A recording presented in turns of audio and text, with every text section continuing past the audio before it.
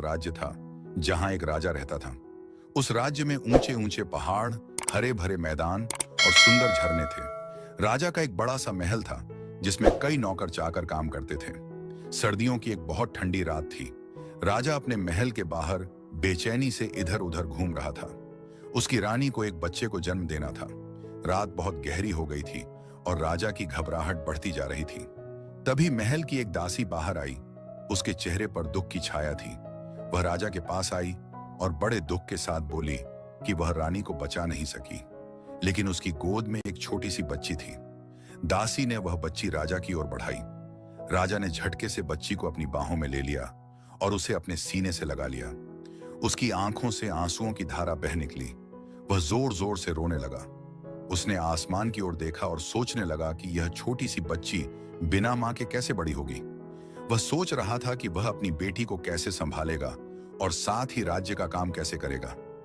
उसके कुछ रिश्तेदार और मंत्री उसके पास आए। उन्होंने उसके कंधे पर हाथ रखा और उसे ढांढस बंधाया।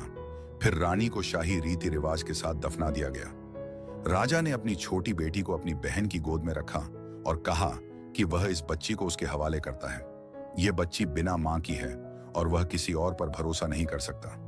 लेकिन उसकी बहन ने फौरन बच्ची को वापस कर दिया और गुस्से से कहा कि यह बच्ची बहुत अशुभ है। पैदा होते ही इसने अपनी मां की जान ले ली। पता नहीं बड़ी होकर क्या मुसीबत लाएगी। उसने साफ मना कर दिया कि वह इस बच्ची को नहीं पालेगी।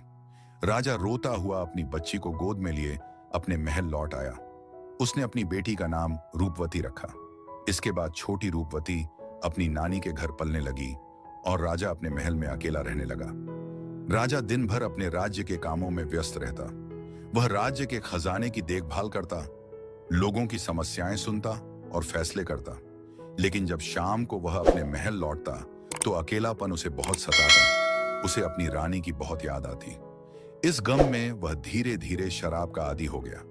जब वह रात को शराब पीकर अपने बिस्तर पर लेटता तो उसके मन में अजीब विचार आते। वह सोचता कि अगर यह बेटी पैदा नहीं होती तो उसकी रानी आज जिंदा होती। सच में यह बेटी अशुभ है और इसी ने उसकी जिंदगी बर्बाद कर दी।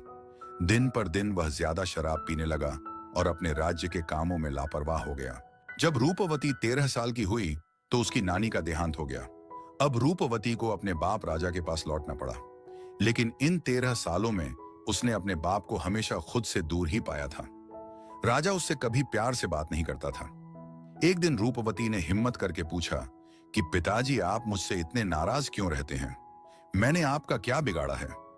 लेकिन राजा ने कोई जवाब नहीं दिया। उसके मन में